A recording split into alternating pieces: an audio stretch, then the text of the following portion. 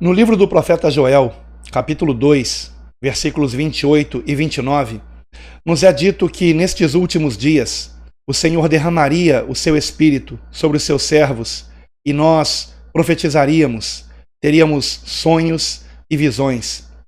No livro seguinte, o livro do profeta Amós, no capítulo 3, versículo 7, nos é dito que certamente o Senhor Deus não fará coisa alguma sem primeiro revelar o seu segredo aos seus servos, os profetas.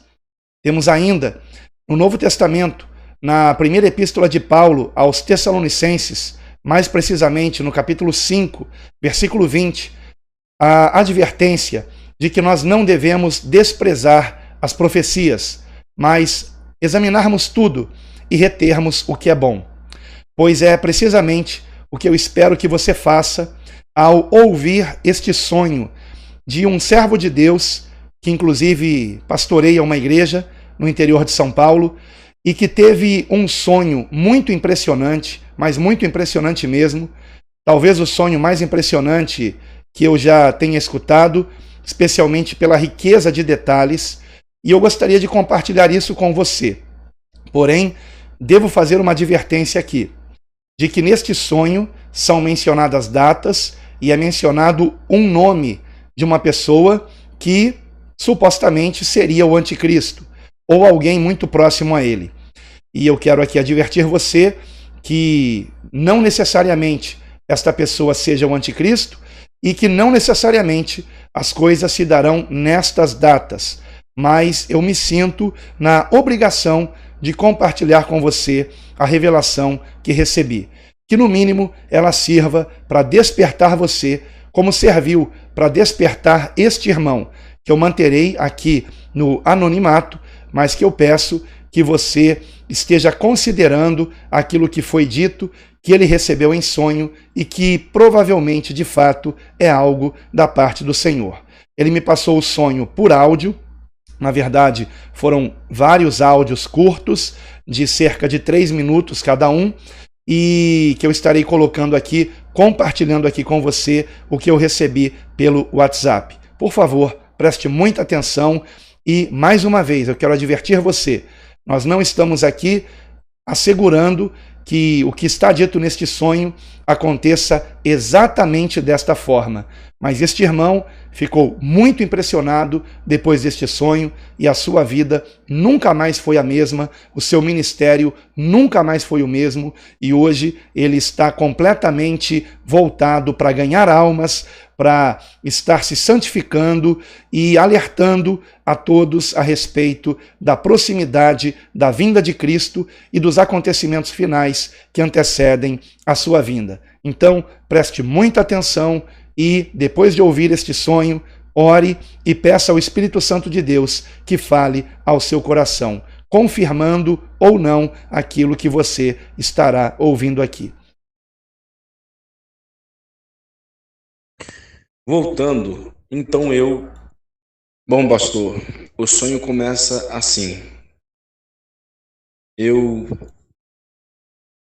me deitei a dormir, depois de fazer minhas orações, junto com a minha família, né, minha esposa, minhas filhas, e comecei a sonhar. No sonho, é como se eu, juntamente com alguns irmãos da igreja, estivesse vindo de uma confraternização.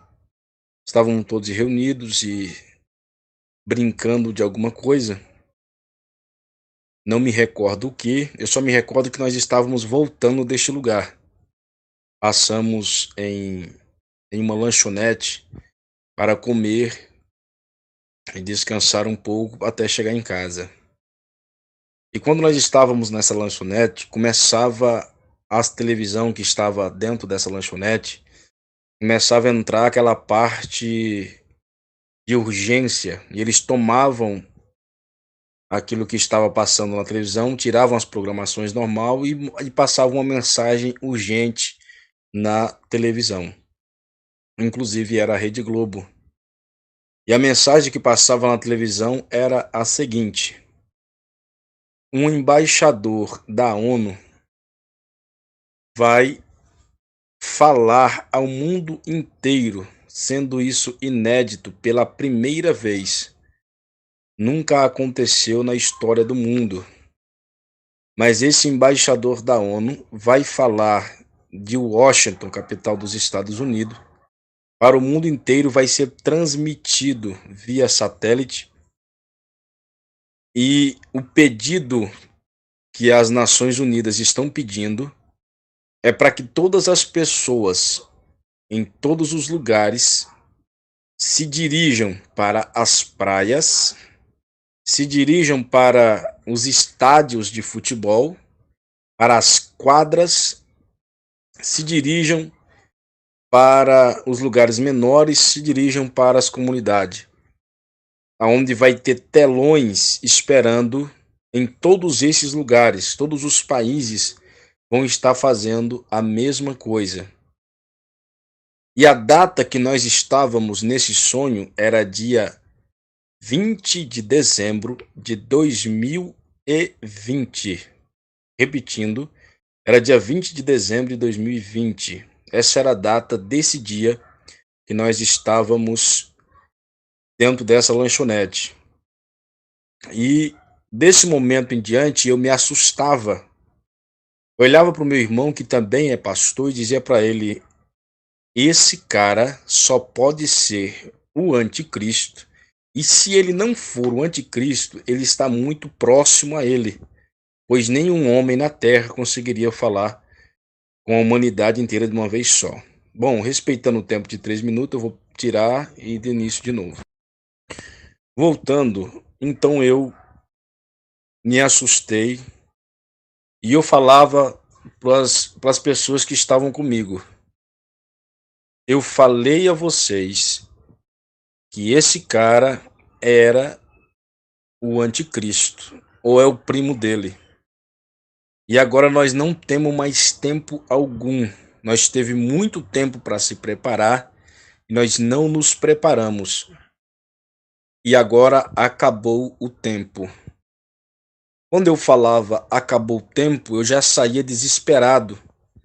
Agora não existe essa tecnologia no WhatsApp. Só que naquele momento eu peguei meu WhatsApp e eu selecionava vários contatos e todos eram pastores. E enviava um áudio para todos de uma vez só. Gravava o áudio de uma vez só para todos eles, coisa que hoje não é possível você gravar um áudio para vários contatos. A não ser que você grava e envie para vários contatos. Mas assim, lá era diferente. Eu gravava um áudio para todos os pastores que eu conheci e pedi uma reunião urgente aqui no templo da Igreja Coluna de Fogo. E então, quando era umas 8 horas da noite, nós todos se reunia, coisa de uns 25 a 30 pastores, bem conhecidos e próximos meu, e a gente se reunia para tratar desse assunto. Quando nós nos reuníamos, eu dizia aos irmãos, eu falei: olha, nós não pregamos acerca do anticristo, nós não ensinamos as pessoas sobre o anticristo, e por esta razão nós temos o dever de aproveitar esse resto de tempo que nós temos e fazer isso agora mesmo. E aí o que aconteceu? Nós juntávamos todas as profecias que falavam acerca do anticristo, colocava em uma folha e imprimia. E aqui em São Paulo era como se não só nós, esses 30 pastores que estavam reunidos, mas como se os outros pastores também tivessem reunido, vários outros pastores em outros lugares, em outras localidades. E a gente dividiu a cidade de São Paulo inteira e as cidades nas regiões para a gente panfletar as profecias acerca do anticristo, para o povo não ir para as praias, nem para os estádios, nem para as quadras de futebol, para ouvir a mensagem desse homem. Eu esqueci de relatar. Ele ia dar essa palestra dia 1º, às 0 hora, na virada do ano, do dia 31 para o dia 1º de 2021, de janeiro de 2021. Então, o que acontece? Como ele ia dar a palestra dele dia 1º às 0h, na virada do ano do Brasil, porque foi a data mais próxima que eles acharam uma comemoração para passar essa palestra, então eles usaram o Brasil, às 0h de Brasília, da virada do ano. Sendo assim, nós tínhamos 11 dias, do dia 20 até o dia 31, para panfletar a região que nós ficamos. E nós pegamos essa parte aqui, quem vem do sul, em Juquitiba, até aqui na entrada de São Paulo, no Taboão da Serra, voltando para o outro lado até o Jacira. E dessa forma, nós ficamos para panfletar. Nós pegamos carros, colocamos caixa de som em cima dos carros, nós tiramos várias cópias e nós ficou mais ou menos com uns 3 milhões de pessoas, umas 3 milhões de pessoas para nós panfletar até o dia 31. Sendo assim, nós cumprimos a nossa meta, a nossa região, até o dia 28 de dezembro de 2020. Quando nós cumprimos essa data, passava na televisão toda hora o anúncio desse cara. E no anúncio passava o nome dele. Ele tinha 2 nomes. Porém, perdão, vou tirar aqui. Voltando, o nome dele, eu não conseguia ouvir o primeiro, eu só ouvia o segundo. E o segundo nome desse cara era Macron. Eu, no sonho, entendia Macro, que é o nome do supermercado, de uma rede de supermercado que tem aqui. E achava até estranho. Pesquisando depois eu encontrei esse cara. Mas voltando, passava no anúncio na televisão a todo instante que esse cara ia dar esse anúncio. E ele ia falar como resolver os problemas climáticos que estavam acontecendo no mundo. E ele tinha solução para tudo. E então eu me preocupava, porque eu sabia pela Bíblia que o único homem que teria o poder de falar com o mundo inteiro e as pessoas se submeterem era a besta ou o anticristo.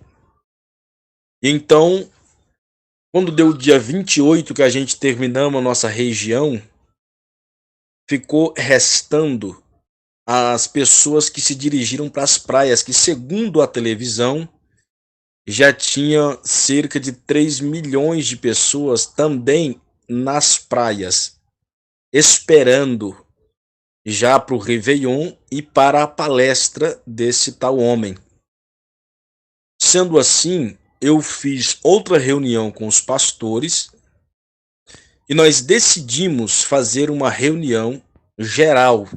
Todos os pastores, convidar os pastores que eles conheciam, e a gente resolveu o que nós ia fazer com as pessoas que já estavam nas praias, se nós ia panfletar eles, falar para eles do acontecimento do anticristo ou não.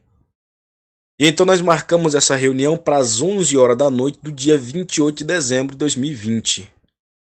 Quando eu estava com um carro para sair, que nós marcamos a reunião no Monte da Luz aqui em São Paulo, é um monte bem conhecido que tem aqui. Quando nós marcamos a reunião, chegamos no carro para sair, um irmão meu que é afastado do evangelho veio, parou na frente do meu carro, dobrou os joelhos no chão e falou que queria se converter. Eu falei, mas nós vamos orar por você. Ele disse, eu não só quero me converter, eu quero ir com vocês para esta reunião. E eu dizia para ele, não, você não pode ir, lá é coisa de pastor, você ainda não está pronto para essas coisas. Ele disse, eu não quero saber. Vocês já fizeram alguma coisa pelo evangelho, eu nunca fiz nada.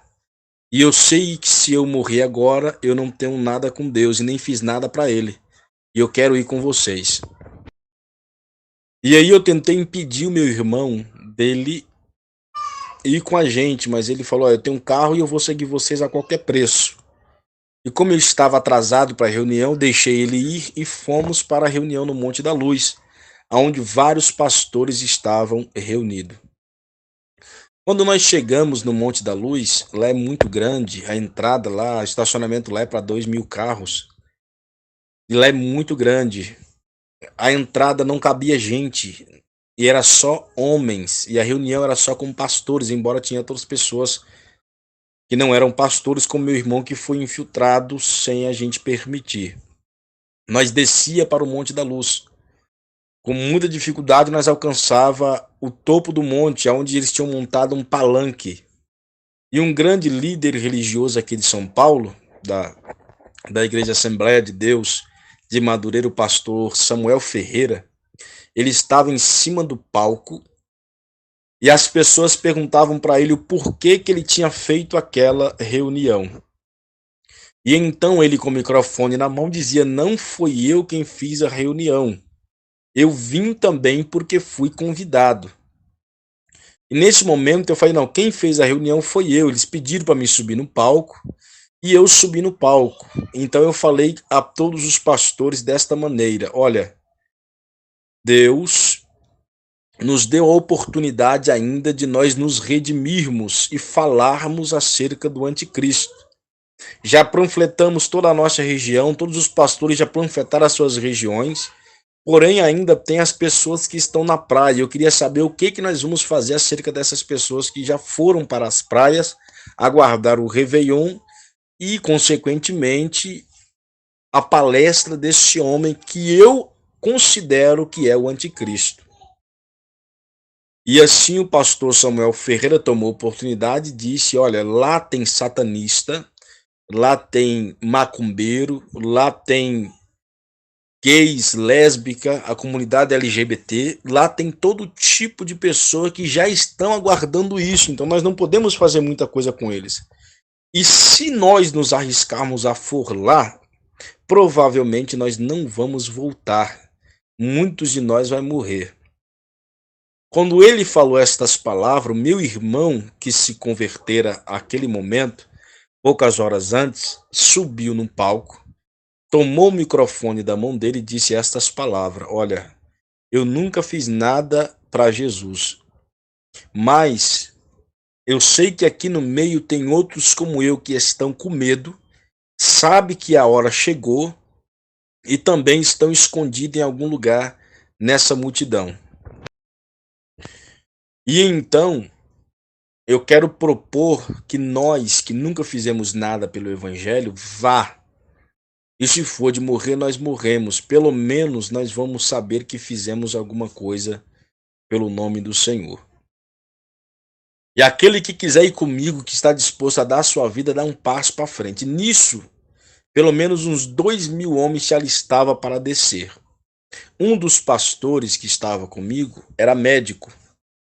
E ele falou desta maneira: mas se esses homens pode se machucar ou até morrer lá, o certo é nós mandar uma comitiva de médico também para cuidar, fazer os tratamentos dos primeiros socorros para os irmãos que estiverem machucados. E o meu outro irmão já teve uma outra ideia de a gente levar os carros para lá. E então, levando o carro para lá, a gente podia resgatar os irmãos que foram espancados ou que foram apedrejados ou alguma coisa do tipo. Sendo assim, para resumir a história, nós conseguíamos 40 carros, uma equipe médica e 2.000 homens para panfletar nas praias, que estavam dispostos a dar as suas vidas se fosse preciso. Nisso a gente desceu para a praia. Quando chegamos na praia, nós foi descaracterizado, nós não estamos vestidos como cristãos, nós estamos vestidos como pessoas normais do mundo, nós estávamos vestidos de bermuda, nós estávamos vestidos colocando aqueles brincos de pressão, boné para trás, camisa mais apertada, botamos um som estranho no carro, que não era música evangélica, e descemos e ficávamos com os carros posicionados na entrada onde estavam as multidões, naquele lugar. E aí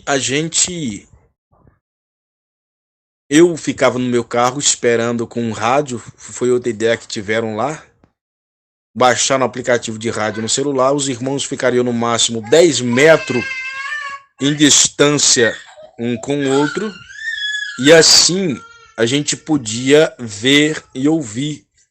Qualquer coisa que acontecesse com os irmãos, o outro irmão passava o rádio, e nós que estávamos nos carros tinha que dar nossa vida se fosse preciso para salvar aquele irmão que estava machucado.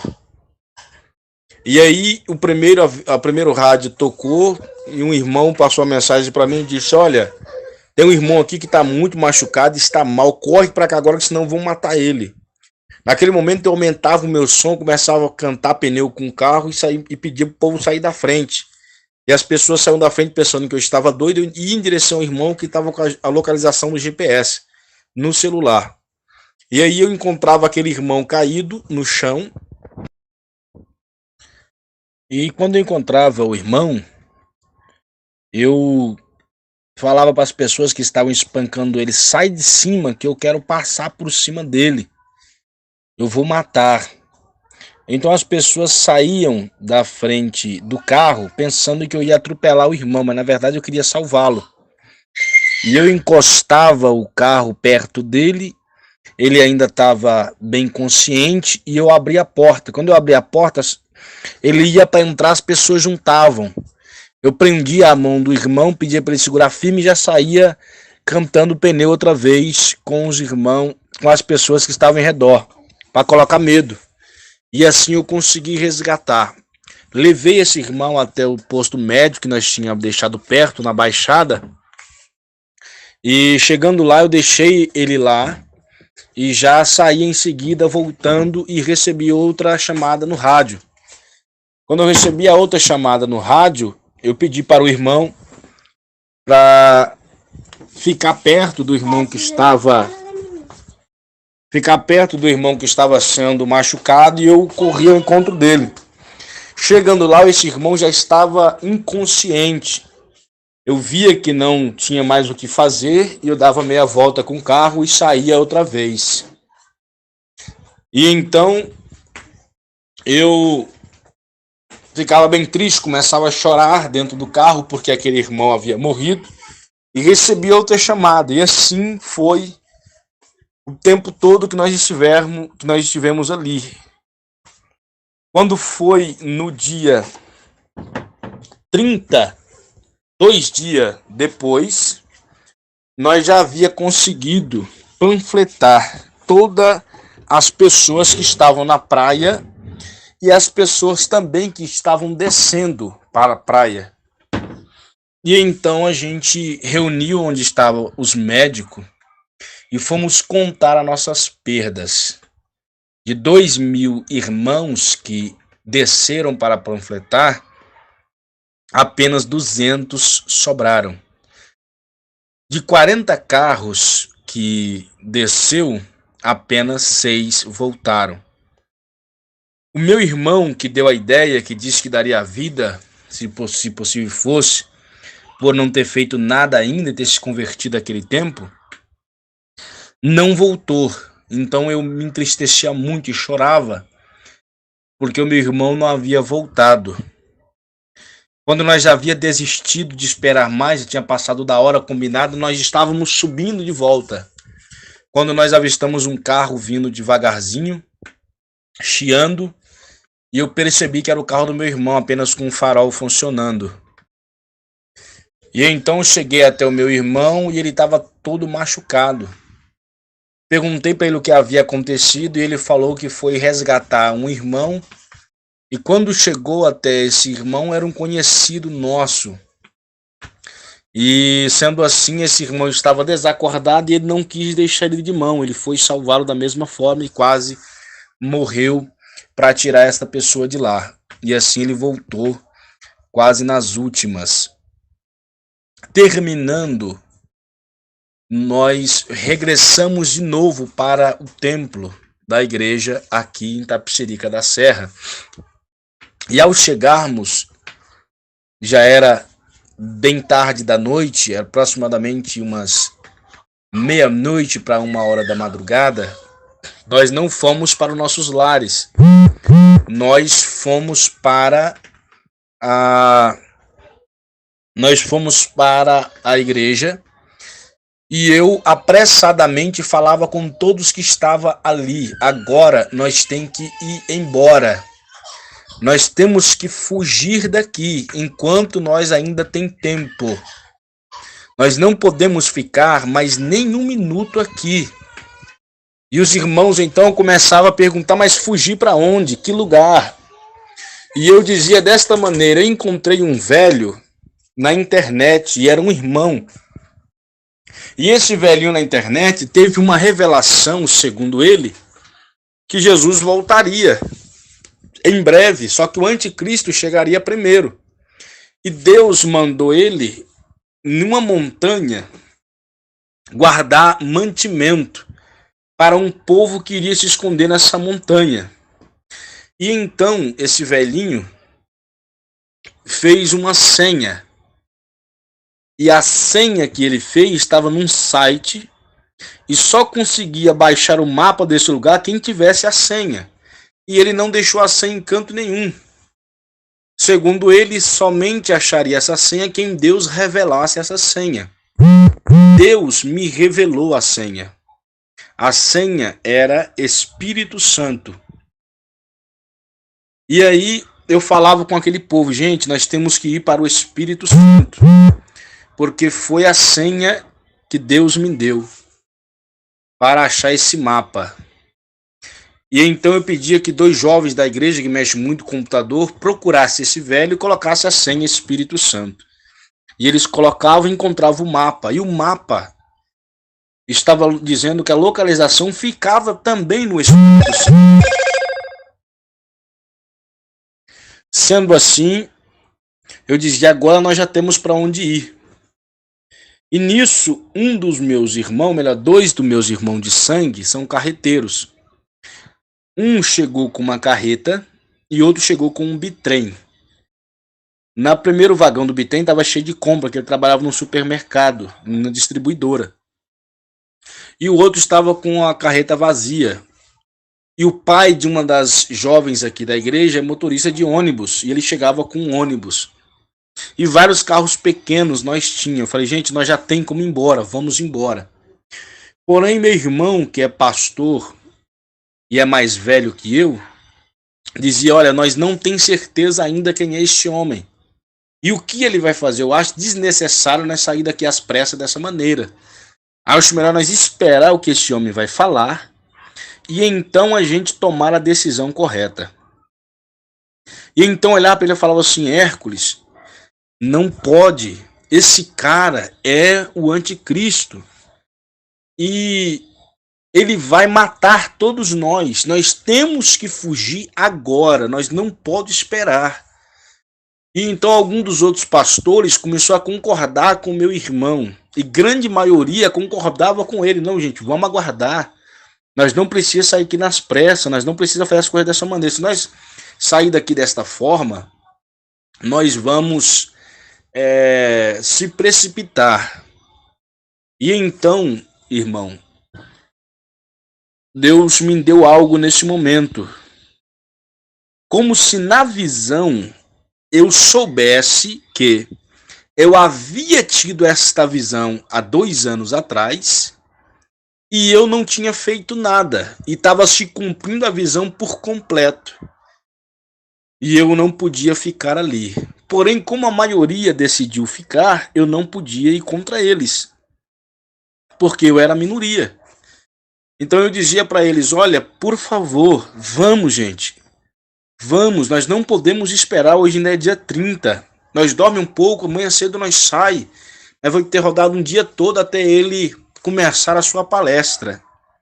E os irmãos não me deram ouvido. E então eu, triste, abaixava a minha cabeça e ficava aguardando a palestra. Todo mundo foi dormir. E quando foi no outro dia, dia 31, que era a véspera do Ano Novo, nós fizemos outra reunião para todo mundo assistir na igreja, que ia ser às 0h. E eu já arrumei todas as minhas coisas, já arrumei dentro da minha casa, deixei tudo pronto. E desta forma a gente se preparou para ouvir a palestra.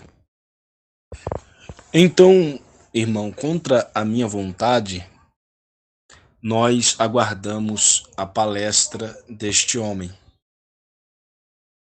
Eu vou cortar os detalhes para diminuir mais, porque é muito tempo. Então, tinha o Réveillon, vinha o estouro dos fogos, e assim que terminava a queima de fogos na praia, dava início à palestra desse homem nos Estados Unidos, em Washington. E era transmitido.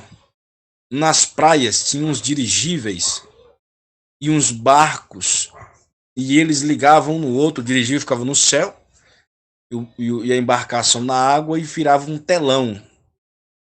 Um telão como se fosse uma imagem holográfica. Não que tinha uma tela real ali, matéria, não, mas era imagem holográfica transmitido por um sinal de luz, era bem interessante, eu nunca vi isso em outro lugar. E todas as pessoas assistindo, e nós assistindo pela televisão, reunidos na igreja. O que acontece? Quando nós começamos a ouvir o discurso, ele falava muito sobre as condições climáticas, sobre as catástrofes que estavam acontecendo, e explicava o porquê que estava acontecendo. Ele falava dos trilhões de tonelada de lixo que é jogado nos oceanos todos os anos. Ele falava sobre aquecimento global. Ele falava sobre as indústrias de petróleo que estava destruindo o meio ambiente. Ele falava sobre tudo que diz respeito a clima e a natureza, sobre a extinção das espécies. E ele tinha soluções radicais para tudo. Ele dizia: vamos extinguir agora todas as petrolíferas e todos os carros serão substituídos por carros elétricos. Quem não tem a condição para fazer isso agora, faça quando tiver. Mas a partir de hoje, nenhum carro mais poderá rodar com gasolina, com álcool, com óleo, com gás. Tem que ser carro elétrico. Ele falava também que os lixos iam ser limpos dentro da própria casa. E ele já tinha uma máquina que o esgoto purificava a água, e todos os lixos iam para essa máquina que era em outra parte e era reciclado. E ali se fazia várias coisas, inclusive adubo orgânico com os lixos, com os restos de comida. E era só que, pulando essa parte para a gente não deixar a conversa grande demais, o que acontecia? Ele terminava depois de aproximadamente umas 2h30, 3 horas de palestra. Ele terminava a palestra dele e ele dizia desta maneira: agora nós podemos fazer e vamos fazer tudo isso, mas nós ainda temos o último problema a resolver. Cada cidadão do mundo existente hoje será um soldado desse exército, o exército da nova ordem mundial. Ele dizia: todo aquele que não quiser cumprir as leis e as regras que serão impostas, poderão ser mortos por qualquer um de vocês que querem seguir as regras para mudar e salvar o nosso mundo. Ele dizia: o retrocesso da humanidade até hoje chama-se um povo chamado cristão. Então todo cristão que não renunciar à sua fé e aceitar os termos que serão impostos a partir de hoje, vai ser morto.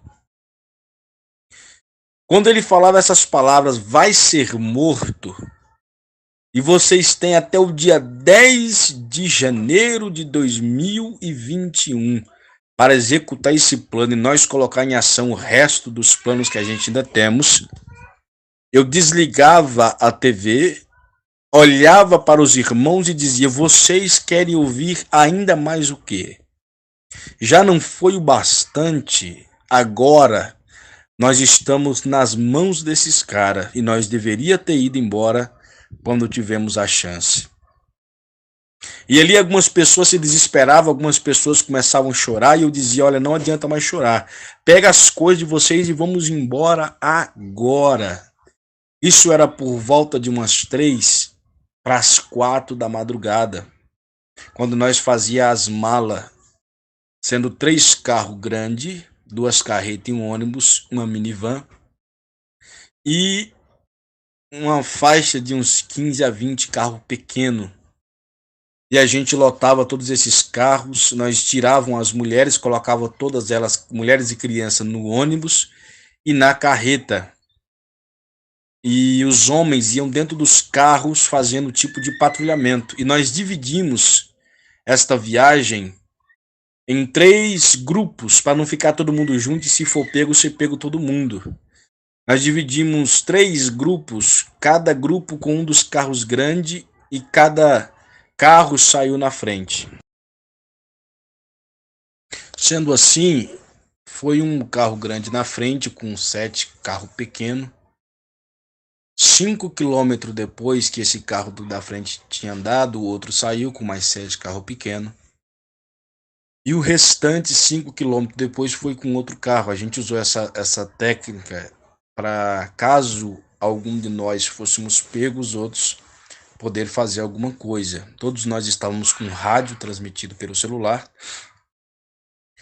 E então nós saímos de madrugada na madrugada do dia 1º, por volta das 4 da manhã, em direção ao Espírito Santo, com o mapa que a gente havia pegado na internet através desse velhinho que eu falei um pouco atrás. E andemos aproximadamente uns 300 quilômetros, nós cortávamos os guardas, meus irmãos é carreteiro, eles sabiam desviar uns postos policial. E depois que nós rodamos os primeiros 300 quilômetros, o carro de trás, que foi o ônibus com as mulheres e as crianças, foi pego. E então o motorista mandava um sinal de rádio e dizia, olha, acabamos de ser pego. E peço a vocês que não voltem, porque eles são muitos. E não sei o porquê, mas eles não estão amigáveis. Quando essa mensagem chegava para mim, eu já virava o carro dizendo, vamos voltar. Minha esposa e minhas filhas estão lá. E também as filhas de vocês. Se for para morrer, nós morre todo mundo, mas nós não vamos deixar elas para trás. Quando nós estávamos manobrando os carros para voltar, eles começavam a matar. E a lei era que eles não podiam matar com arma de fogo, tinha que ser arma branca. Porque as armas de fogo também estavam causando mal à natureza. Então tinha que ser espada, faca, entre essas coisas. E então um dos irmãos gravava dentro do ônibus, que era só mulheres e crianças, e eles vieram matando. E então quando eu recebi aquele vídeo, eu desesperei e caí no chão aos prantos, porque minha esposa e minhas filhas morreram. E eu chorava muito, muito, muito, muito. E os irmãos me chamando, pai, agora não adianta mais, já morreu, não tem mais o que fazer. Eu dizia, não tem jeito, nós tem que voltar, vamos voltar. Minha esposa morreu, minhas filhas morreu. E eu perdia totalmente o sentido da vida. E as forças, eu não sabia o que fazer. E então, quando eu... desculpa aí, pastor, porque me emociono bastante. Não sei porquê, mas Deus sabe. Nesse momento, um dos jovens aqui da igreja chegava para mim e dizia, pastor, o senhor sempre me falou que quando a gente morre na presença de Deus, a gente vai para o céu. Então sua esposa e as suas filhas estão no céu. Quando nós morrer, que não vai demorar pelo jeito, nós vamos encontrar eles lá. Por que o senhor está chorando? Quando esse jovem me falava estas palavras, me confortava. E então eu dizia mesmo, eu havia me esquecido disso. Vamos para frente, deve ter algum plano com nós, ou vamos morrer na estrada, mas vamos adiante. E então continuava seguindo. Nós andávamos mais 300 quilômetros e o outro carro, o segundo comboio que vinha atrás era pego. Eles não começaram a pegar da frente, nós estávamos na frente, eles começaram a pegar de trás para frente. Era como se eles fizessem uma emboscada, deixávamos a gente passar e pegava o último. E assim, era do meu outro irmão, ele me mandava o áudio e dizia: olha, já vai embora, não pare, não pare, eles já pegaram a gente. E nisso já começavam a matar, eles não perguntavam se a pessoa queria renunciar nem nada, porque nós era fugitivo. E já matavam. E aí nós íamos no carro louvando, nós íamos no carro adorando, orando, acabou o louvor, acabou a oração. A maioria das pessoas que estavam vindo com a gente vinha chorando dentro do carro, os outros carros que encostava, todo mundo chorando, sabe, sem ter nenhuma expectativa mais de sobrevivência ou de futuro. E as pessoas, agora todo mundo ligado em Deus, preocupado com a sua salvação, muitos pedindo perdão. E era uma agonia, pastor, que eu sinceramente nunca havia vivido. E essa experiência para mim foi muito profunda, porque até hoje eu ainda sinto quando eu começo a falar desse sonho. E então nós continuamos, depois que esse carro do meu irmão foi pego, nós continuamos e andamos mais 300 quilômetros, completando 900 quilômetros de viagem. Bom, abençoado, voltando à visão, já consegui me recompor, estou bem melhor. Quando nós completamos 900 quilômetros de estrada de asfalto de pavimento, poucos pedaços que a gente cortou por estrada de terra para cortar dos guarda, a gente terminou o asfalto, né, o pavimento, e agora tinha mais 600 quilômetros para rodar em estrada de chão, de barro. 300 quilômetros nós conseguimos andar com a carreta e os carros. Porém, ao fim desses 300 quilômetros não andava mais carro nem carreta, só moto e cavalo ou a pé. Era como se fosse uma subida e muito cascalho, pedra. E no pé dessa subida, dessa serra, não era muito íngreme, dava para subir sem muito esforço, tinha uma pequena aldeia, uma pequena cidade, tinha casas de concreto, de barro, de bloco e algumas de madeira. Então era uma pequena vila, toda destruída, essa pequena vila. E como se tivesse uma guerra acontecido naquela vila, pedaços de casa, de telha, de muro, escrombo, é uma guerra mesmo. E pedaços de pessoas, braço, perna, cabeça, uma coisa horrível. E a gente começou a andar por dentro daquela vila para ver se tinha sobrevivente. Começamos a chamar as pessoas, tinha pessoas machucadas no chão, vivas ainda. E quando a gente entrou naquela vila, saiu mais ou menos umas 60 pessoas dessa vila que ainda estavam vivas. E uma senhora mais de idade veio até mim e disse: meu filho, o que está acontecendo? E eu dizia: mas como assim? A senhora não sabe o que está acontecendo? Ela: não, começou a cair umas coisas aqui na cidade. Eu falei: mas o que destruiu a cidade? Ela disse: então, meu filho, umas bolas de ferro que cai do céu, explode no chão e elas destrói tudo. Eu dizia: mas como assim? Não tem fogo aqui? Ela dizia: não, mas não tem fogo. Elas são umas bolas de ferro e elas caem no chão e elas estouram. E vai pedaço de ferro para todo lado, só que não tem fogo, não tem fumaça. E onde elas passam, elas destroem. E então nós falava para ela: olha, a senhora sabe que o anticristo chegou? Ela: mas quem é anticristo? Eu falei: aquele que veio para destruir a igreja. Mas o que é a igreja? E então eu descobri que aquela mulher, ela não conhecia Jesus, nem ela e nem a vila dela. Eu falei assim: mas como a senhora não conhece Jesus? A senhora não conhece? Todo mundo conhece Jesus, a gente prega para todo lugar. Eu falei: então, eu vou contar a história para você. Ela me disse que o pai dela era um índio e foi para a cidade. Chegando na cidade, ele não gostou da cidade. Ele não gostou das coisas que viu na cidade, então trouxe a família dele para o mato outra vez. E chegando no mato, ele comprou um pedaço desse mato do governo. E esse pedaço onde ele comprou tinha muito ouro e ninguém sabia. Então ele garimpou esse ouro e muita gente veio de muitos lugares e construíram casas e virou uma vila grande. E então esse garimpo acabou o ouro e muitas das pessoas voltaram para suas casas na cidade. Um pouco dessas pessoas ficou lá. E como o pai dela ficou muito rico, segundo ela, ele comprou uma torre para bloquear sinal de telefone, que ele não queria que a modernidade entrasse dentro daquela cidade, daquela vila. Então eles eram desligados do mundo. O conhecimento que eles tinham era das pessoas que vinham de fora, mas não tinha rádio, televisão, não tinha nada lá, porque o sinal era todo bloqueado.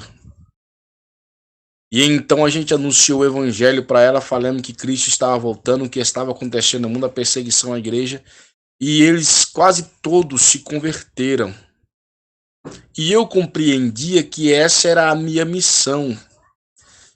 E junto com esse povo veio uma criança de aproximadamente uns 7 anos de idade que parecia minha filha. Eu tenho uma filha com 7 anos de idade e outra com 1 ano. E aquela mais velha, uma moça, parecia minha filha mais velha. Ela estava com um machucado na perna, ela só mancava. E eu lembro que eu abracei essa criança e disse para ela: eu vou cuidar de você. Você vai ficar comigo. Cadê seus pais? E ela dizia que os pais delas tinham morrido. Então eu pegava, abraçava aquela criança como se ela fosse a minha filha, porque era muito parecida. E quando a gente começava a seguir para entrar, para procurar o nosso mapa, acontecia um estrondo no céu. E aquele povo já se desesperava, porque ele já sabia o que era, nós não sabia. E então umas bolas de ferro, umas bolas de esfera, mais ou menos com diâmetro aí de 1 metro, o diâmetro dela de 1 metro de largura, pesando aí, acredito eu, numa base que eu estou fazendo, uns 500 quilos de chumbo mesmo, vinha numa velocidade que não dava para você medir. Então eles começavam, só que era muitas bolas de ferro. Aquelas bolas vinham de monte. E a maioria das pessoas começava a correr. Então eu percebi que eram as bolas que estavam destruindo aquela cidade que a mulher falou. Logo eu peguei essa criança, coloquei no pescoço e comecei a correr com ela como todo mundo estava correndo. Porém, quando eu estava para sair do campo do ataque dessas esferas, eu percebi que uma vinha na nossa direção. Tinha uma pedra, uma rocha, eu joguei aquela criança atrás dessa rocha e me escondi, pulei para baixo. E aquela bola caiu uns 10 metros de distância de nós. E ela explodiu e um pedaço de ferro passou na batata da minha perna esquerda, arrancando tudo, ficando só o osso para fora. O osso ficou intacto, mas dava para ver pela batata que não tinha mais.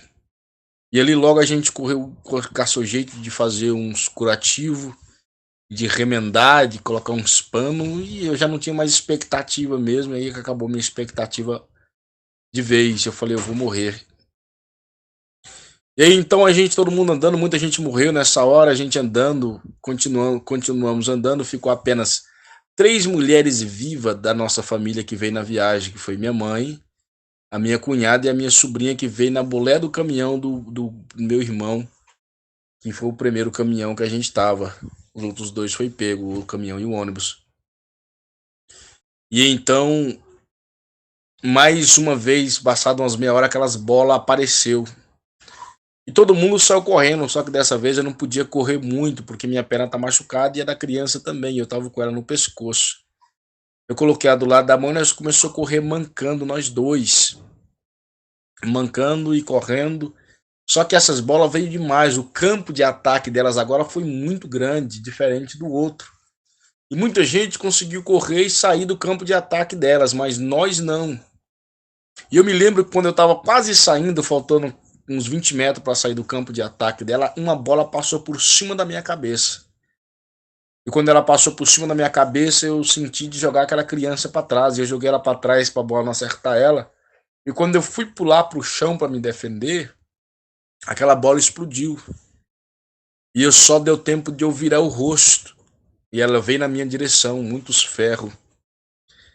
E um deles passou na minha costela, por trás das minhas costas. E nesse momento eu fiquei paralisado, eu não caí no chão, mas fiquei estático, parado, sem conseguir me mover. Foi quando a minha irmã veio na minha direção e começou a falar comigo. E ela dizia: Zé, você tá bem, você não morreu, é um milagre, aquela bola explodiu perto de você.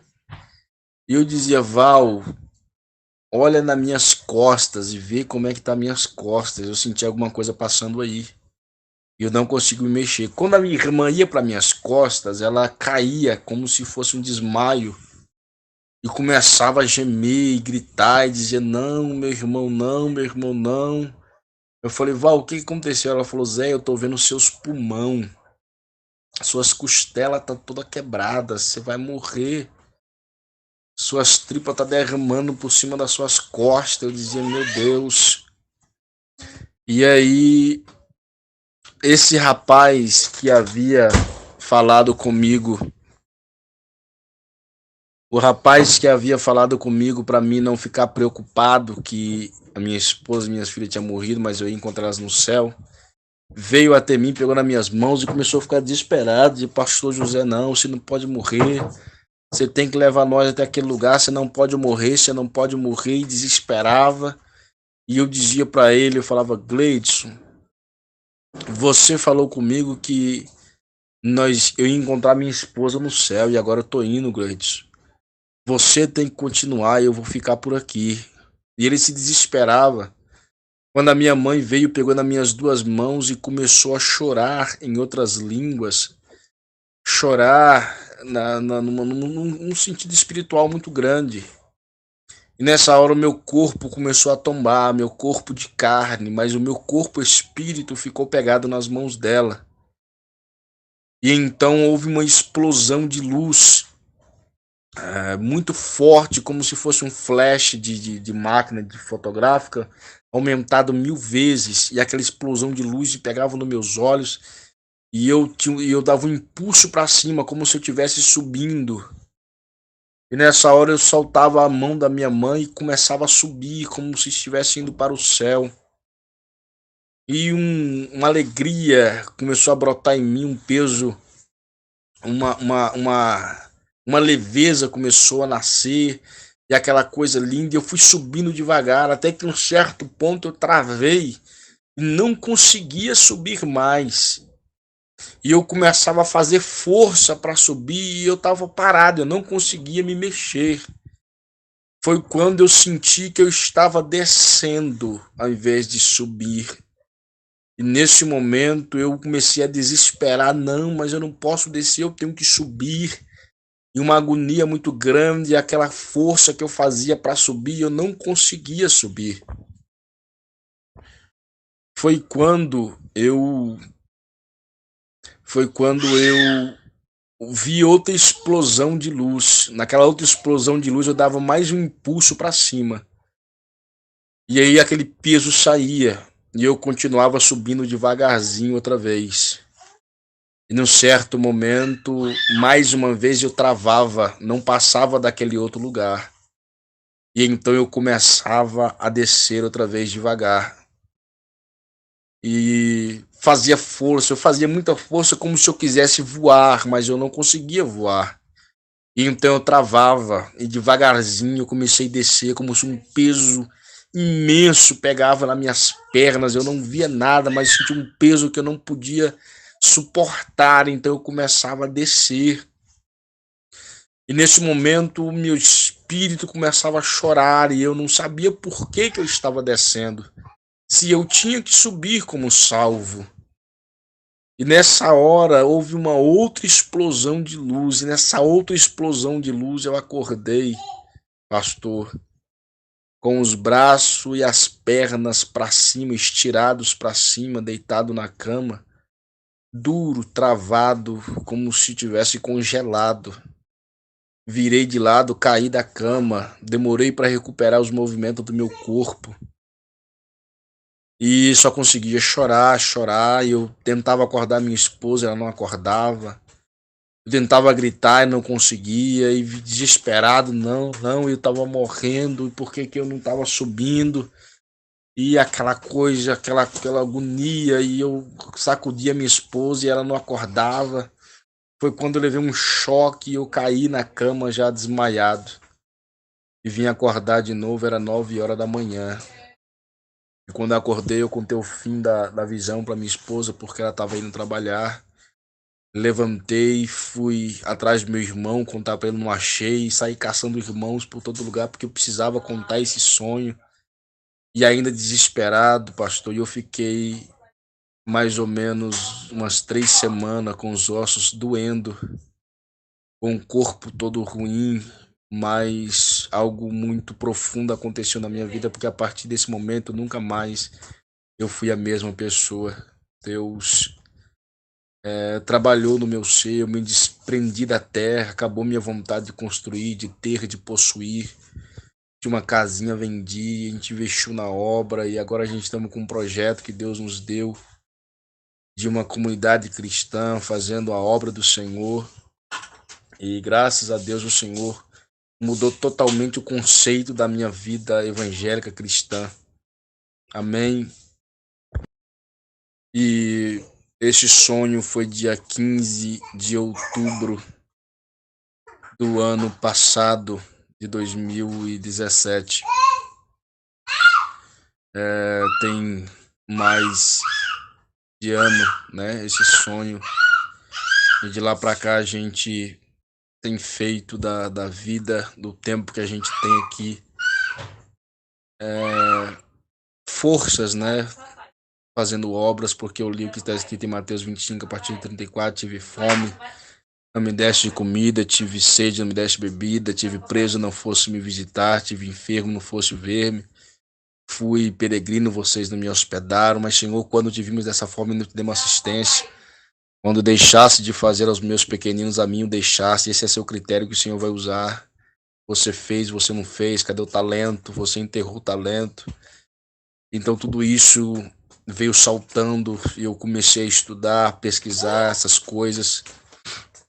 E aí encontrei o canal do Senhor e me ajudou bastante também. Com tudo que eu ouvi, que eu pensei que eu estava sozinho nessa loucura, né?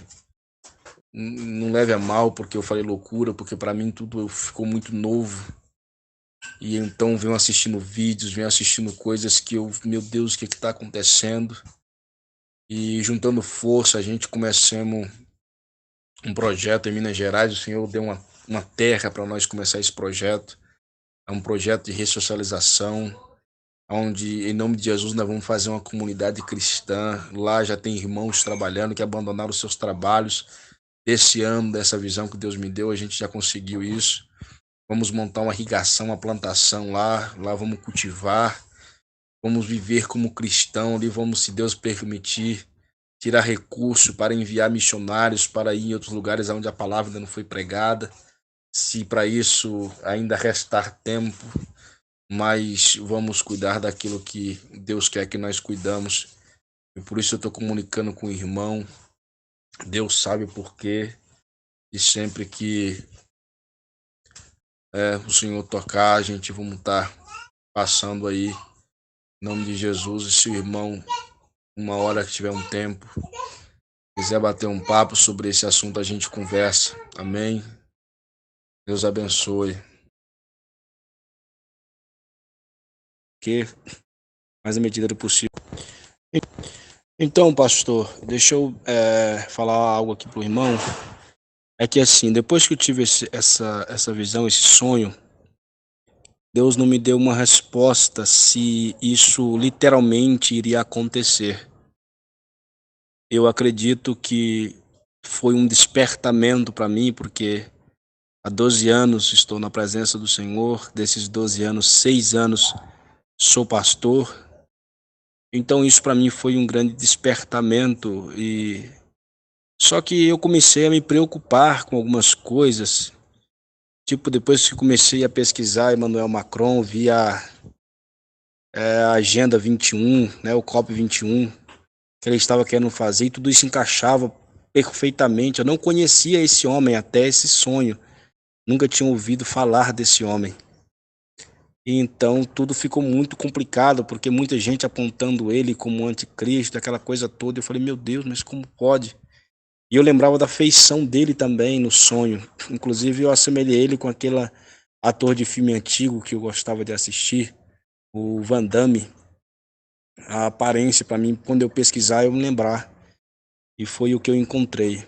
Então, se eu não tive resposta se isso era algo literal, ou se foi mais mesmo por despertamento, mas me despertou. Hoje eu sou uma nova pessoa, né? Eu queria compartilhar isso com o irmão, creio que Deus tinha algo com esse negócio ainda, não sei o quê, mas à medida do possível peço que o irmão nos mantenha informado também com os vídeos que eu vou estar acompanhando no canal.